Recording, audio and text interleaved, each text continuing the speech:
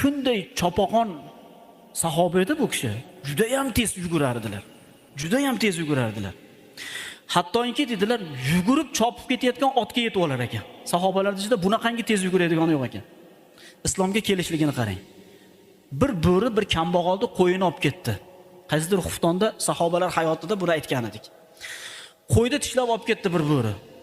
Dod deb yig'lab qoldi bu qo'yni egalari. Salama ibn Akbar roziyallohu anhu bo'rini quvib yetib og'zidan qo'yni sug'urib oldi. Shunda bo'ri aytdi. Gapirdi. Meni rizqimni nega tortib oyapsan dedi. Alloh menga buni rizq qilib bergan. Nega tortib oyapsan desa, Salama ibn Akbar roziyallohu anhu aytdilarki, sen gapirasanmi dedi.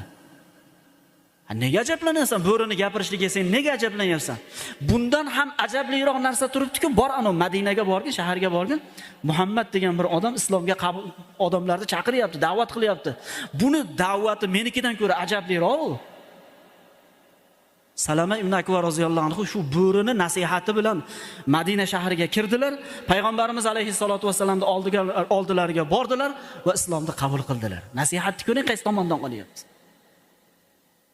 Bir nasihatimizga bir Xudoni turtkisi bo'lar ekan.